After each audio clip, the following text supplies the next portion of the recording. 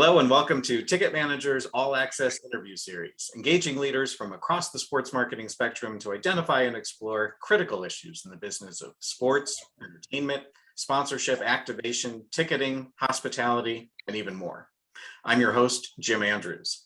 Joining me on this episode to discuss a host of sponsorship and activation issues as they relate to healthcare and health systems is Manny Rodriguez, Chief Marketing Experience and Customer Officer for UCHealth, a leading not-for-profit healthcare system headquartered in the Denver, Colorado area.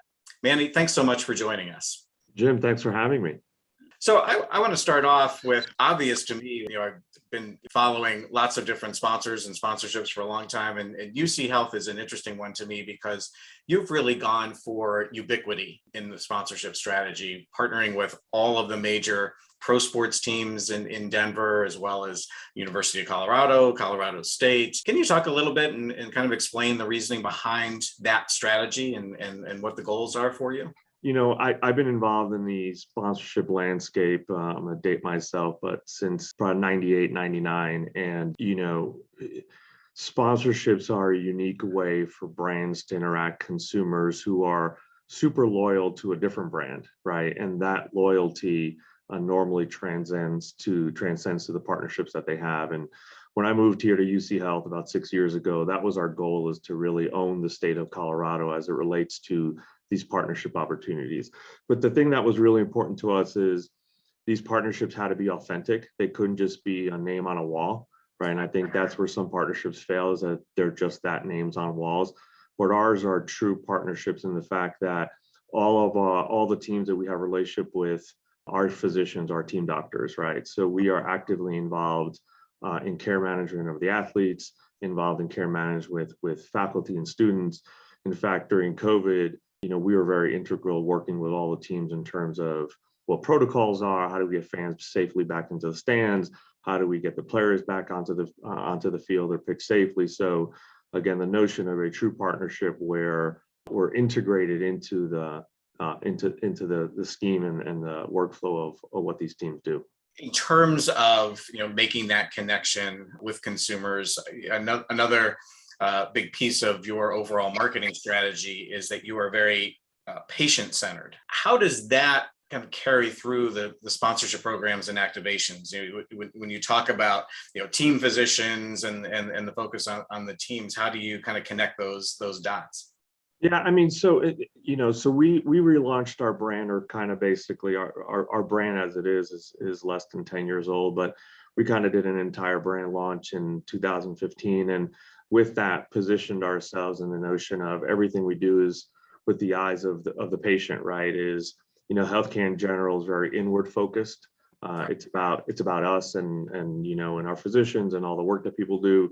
We look as the patient as a hero, and we're just here to help them on their journey. And, sponsorships for us take two different things. One is, healthcare in general is very, very serious, right? So we use our partnerships to create relationships with folks that are not necessarily so serious, right? We use sports to have a little bit of fun. How do we create an environment of healthcare and environment advice and environment of tips that aren't so guilt focused, right? It's not you need to do this or else, right? It's the notion of how do we have a little fun? How do we engage with folks? How do we create platforms where people can not feel pressured to exercise or eat better or that kind of thing, right? It's just how do we use those platforms? How do we use mascots? How do we use athletes? Just to have a little bit of fun, but part of the fun is an educational element to it. So that's one of the things we do. And then, from a patient-centered focus, we tell a lot of stories, right? And, Denver is a huge sports town, right? We have every professional sports team here, and our patients are all huge fans of some kind of team here. And we utilize those relationships with the teams to create special moments for patients, whether it's teams visiting patients in hospitals, whether it's doing special behind the scenes things for patients. We recently had a cancer patient and the cancer caregiver meet Gabe Landeskog and meet some of the folks at the ads and do a behind the scenes tour. So we're always trying to create these authentic moments, behind the scene moments, whether at a venue or for those who can't. We have lots of times we'll have athletes visiting the hospital. It's been more challenging now with COVID. We've gone to some virtual visits, which is a little bit harder to do, but we're trying to create those connections, those special moments, those memorable moments for folks. I'd love to just go a little bit deeper there and have you share some of the activations and things that you've done that you really think, boy, that those were successful. Those accomplished all of those things that we were just talking about. So you can kind of tell us a few stories about some of the partnerships that you've had that have really stood out. Yeah, I mean, there's so many. I mean, just this weekend we had Hockey Fights Cancer, right? So the NHL does a really great job of partnering with the teams and partnering with organizations to really create awareness and support for cancer organizations and for cancer survivors and victims and their families. And this weekend was, the event here with the Colorado Avalanche. And every year it's such a special, heart-wrenching moment. And, again, due to COVID, it's a little bit difficult to have honor patients at the arena and live. And this year was a little bit even more special because one of the people that we honored a couple of years ago happened to pass away on Saturday. So a very touching moment, very heartfelt moment, but it's just a moment of reflection, reminder, and, the entire arena is in support of, Hockey Fights Cancer. The players are wearing special jerseys. All of the logos around the ice are in the lavender color for Hockey Fights Cancer. And it's just a truly special moment. We actually dedicated our logo to all the names of survivors that people submitted to us, victims and survivors. Our logo is completely with hundreds and hundreds of names. And it's just a great special event. And in the past, we would have cancer survivors and their families be out on the ice and do a puck drop and meet some of the players. Unfortunately, this year we couldn't do that, but that's a really special event. The other one I think that is very recent is, we had the surprise of getting the All-Star game moved to Denver. We had 13 weeks. The city had 13 weeks to prepare for it. And we had a great opportunity to partner with Major League Baseball. And we partnered with Colorado Food Bank. And we always do this home run derby event. We've been doing it now for about 5 years, where we get athletes who come out and hit home runs for charity. This year, partnering with Major League Baseball and benefiting the Colorado Food Bank, the Celebrity All-Star Game was leveraged to athletes hit home runs and raise money for Food Bank. And I think we raised over $100,000 for the Colorado Food Bank. And it was just an amazing event to have, that platform, that magnitude at a national and global level, to be able to do that and then raise money for an amazing cause was pretty awesome. We have another event that we did couple of years ago.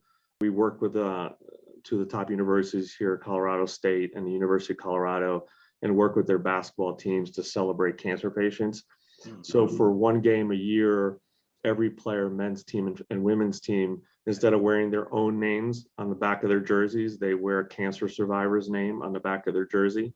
And prior to COVID, the patients would come out and watch the games and see their names on the back of these awesome athletes that are playing.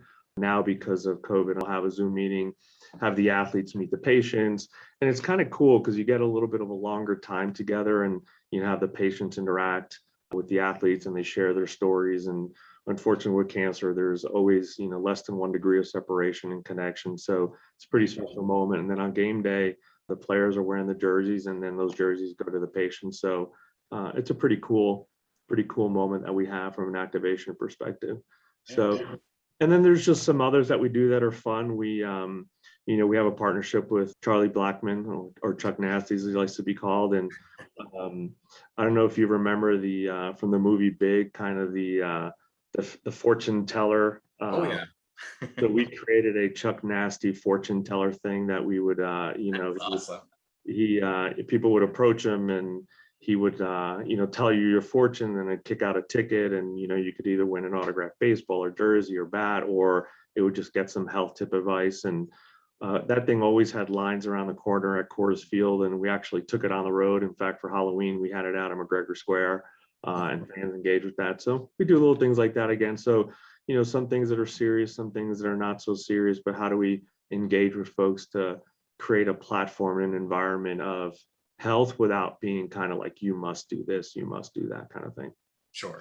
No, that makes a lot of sense. So you've obviously got a lot going on there. And, aside from all of those partnerships with all of the teams and the schools, I know you're rightfully proud of some of the events that you kind of own and produce yourselves. So can you talk a little bit about those and really, I think what I'm I'm interested in hearing about what they are and how they work, but how do they kind of fit into that mix? Do they have similar objectives to the partnerships, or are they more or less complementary? Yeah, so we have a couple that we've done. So as we would look to formulate activations, and we activate a lot. We really like to take these assets and activate them, and we like to activate them outside of the stadiums, right? Because at the end of the day, like in the NFL, 80% of the fans don't get to go to a game, right? With millions of fans in limited capacity, in bowl is something that a lot of people can't experience. So we like to go outside the four walls of the arenas. And as we looked a couple of years ago, as the partnerships that we had and the activations that we did, they were all very team focused, which is great, but it didn't really allow us to build out some of the things we really wanted to do. So we started exploring, how do we partner with the teams but create the events that we own, right? So the first one is, normally, November is, Movember, right? So people grow a beard or a mustache, focused around men's cancer, men's health. And, we started thinking about men in general and how, men aren't necessarily, I'm talking generalities, but, it's fairly accurate. We're not necessarily great at taking care of ourselves. We'll take care of other things before we take care of ourselves. So, we coined the phrase maintenance, and I think 4 or 5 Novembers ago, we started creating this program, leveraging all of the partnerships that we have to really encourage men to take care of themselves, right? Maintenance, right? Think about their health, their well-being, because at the end of the day, it's not just about them. It's about, their wives, their daughters, their mothers, their sons, their fathers, right? It's about the people around them that care for them. And, if you're not going to do it for yourself, do it for them. And that was incredibly successful. We had male athletes from across every partnership that we have tell their story about why it's important to take care of themselves and why it's important to get routine checkups and things of that nature. What we then realized quickly is that, this notion of you're doing this for others, we also realized that it's the others who are usually the ones who are the drivers of men getting their health. So we moved maintenance to Father's Day, and instead of it being kind of men pitching to men, we started getting women involved. And a couple of years back, we started getting wives of athletes involved in, what this is why it's important for, this is a routine checkup, really helped my husband do this and do that. So it's really getting the people involved, the people who care for the men in their lives, to kind of push them to also take care of themselves. And that's been really successful. It's been really, really great. And it's allowed us to have, again, not super serious conversations, but engaging conversations. And we've had a lot of fun with it, right? We've used athletes in a lot of different quirky, funny ways to try and not make things so serious and so standoffish. And then a couple of years ago, around the same time, we developed a program just for women. And the event is called Every. And the event originally was, in a venue. We had about 150 women show up. That event was so successful, eventually grew to 600 plus women show up. And the goal of the event is, it's an event by women for women to talk about anything and everything that's important to women, whether it's, a professional woman in the workplace, a professional mom in the workplace, a professional mom, what it's like to breastfeed, what is the perfect exercises, intimacy while you're pregnant, just whatever you can think of that are topics for women. This is an environment that is safe for women to have these conversations. It's grown, like I said, to 600 plus women, celebrities from across the country who come in and tell their stories of what it's like to be a working mom, what it's like to be, a woman with cancer, whatever those things are. We partner with different folks, clothing brands, exercise equipment, and just have an amazing event where women can feel safe and comfortable to share these things. Of course, COVID changed all that, and we moved it from an indoor thing to now a kind of a blog kind of series. We've done, I think, 12 of them now with some really great attendance. It's a podcast series, sorry, not a blog. We've had to date, I think, 9,000 podcast downloads, probably approaching 10,000. Again, it's not the same as having people in person, but it still gives people the opportunity to have discussions around, here are the things that are happening to me as a woman to woman. How do we have these conversations? And it's been really successful. And then the last one I think I'll share is one that came up recently, during the times of COVID, where people are overly stressed and everybody's dealing with the last 2 years differently. I like to say people are mourning COVID differently. People have not been, obviously people have lost people, but a lot of people have also lost time with their families and lost, opportunities to have their, sons or daughters play sports, or kids haven't been able to go to graduation. So there's a mourning there. And we create this kindness campaign. It's this notion of how do we as Coloradoans or humans in general just share kindness and support kindness. And as we see stories and kindness is shared, we kind of reward those things with special prizes or tickets or signed items, things like that of that nature. But it's just a notion of promoting kindness in an environment where we're not seeing as much kindness as we think we should. Listening to all of these different activations and different programs, something that just popped into my mind was, and I think probably very appropriate for our audience, who are a lot of people in similar positions and responsible for these. Can you talk just a little bit about how you manage all of this? Is there's the big internal team? Are you relying on agency partners? Just talk a little bit about kind of the operations, if you will. Yeah, a little bit of both. So we have a six-person internal sponsorship team. And then we use Paragon Marketing out of Chicago as kind of our boots on the ground, that we work collectively from a strategy perspective, but, our team is small, and with a lot of the partnerships, we just don't have the arms and legs to activate on the street. And we use, our partners in Chicago to do that. We've been together for 6 years now. It's been a great partnership, and they're really great at, not only coming up with ideas. Every couple of years, I challenge my team to get a Guinness Book of World Records, and we have 2 of them now. And we do we do that, through our internal team brainstorming ideas and Paragon Marketing brainstorming ideas. And yeah, it's been fun. Fantastic. So what are the 2 records? Most recently, I think in the last 2 years, we partnered with our Colorado Rapids Youth Soccer Club, and we partnered with them to do with their kids. We had over, I think it was 400 or 500 kids passing a ball simultaneously. So they had to do a ball movement, a trick, and then pass it over to another kid. And I think we had, it was close to 500 kids doing that. So that was a world record.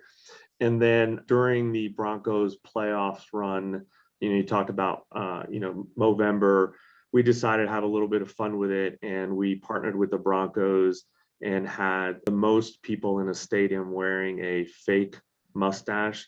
So we basically distributed 70,000 fake orange mustaches and broke the Guinness Book of World Record for that. So we're probably a year away from me asking the team for another world record. So we probably 3 years or so look to do that. In a prior life, we've gotten a Guinness Book of World Record for the most people wearing sunglasses at a night game with the Texas Rangers. So, something to create a little bit of fun. One of the things in terms of sponsorships that always comes up is obviously how do you know if they're working? And in terms of evaluating performance, I'd imagine the metrics that you're using as a healthcare system are going to be quite different from a lot of other sponsors, airlines, packaged goods companies, all of those kinds of brands. So can you talk a little bit about how you determine whether the sponsorships are delivering the results you need? About 6 years ago or so, we kind of created what I call the Placemat, and I'll tell you, you'll see why. It looks like because it looks like a placemat. Oh, it really does, yeah.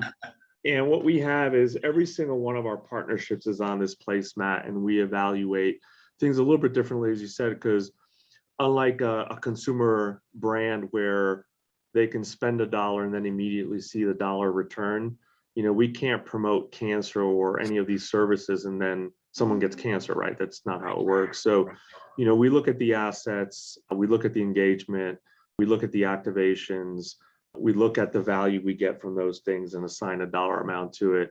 We look at lead generation, and then based on the lead generation, we make some assumptions in terms of conversion of those leads to an actual patient.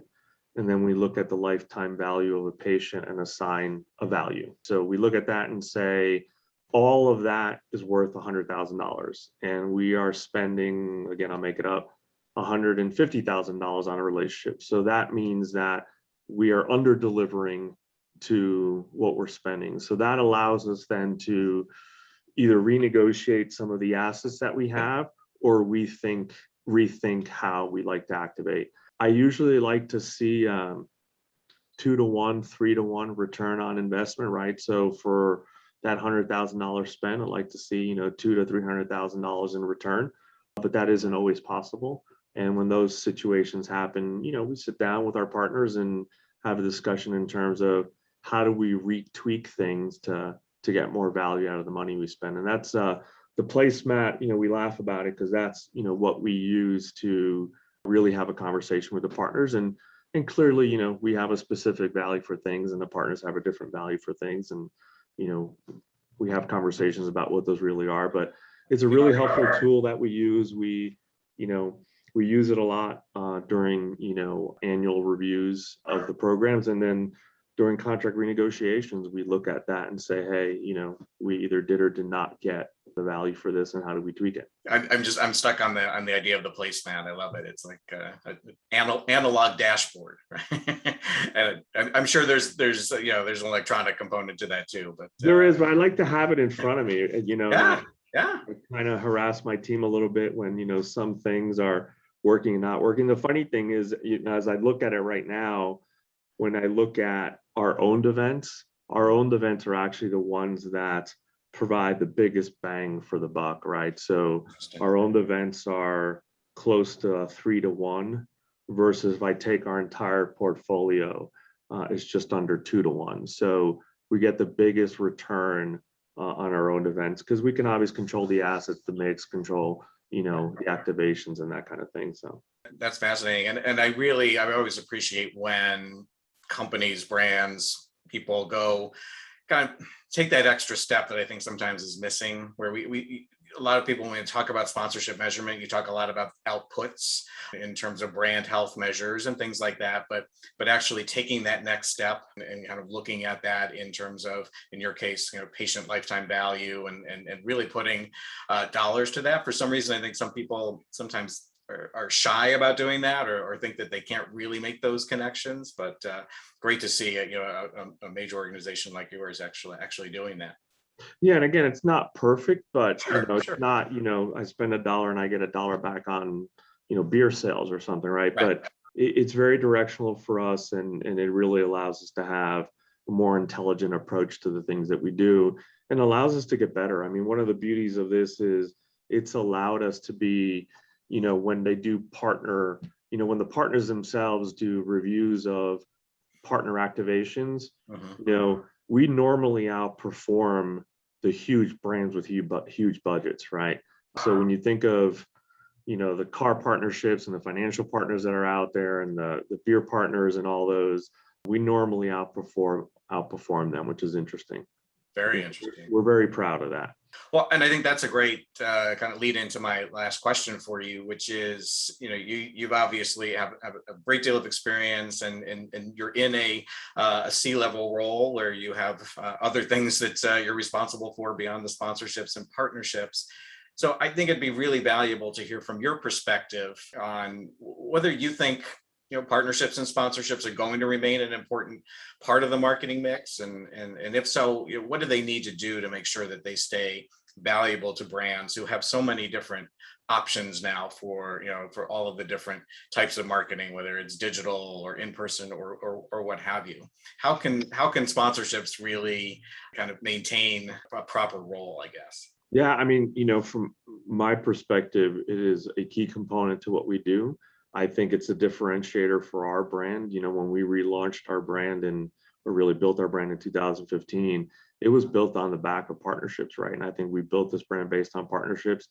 For us, it's, we are category exclusive. So it is what differentiates us from other healthcare systems. So every healthcare system can buy radio, they can buy digital ads, they can buy out of home, they can buy TV spots, but none of them can activate and partner around these marks. And that's what makes us very unique and very different. And I think any brand out there, again, it's the same thing. Any other brand that you compete with can go buy, any mix of, your typical marketing mix, right? But if you own category exclusivity with a partner, whatever that partner is, that's unique to you, right? And nobody else can do that.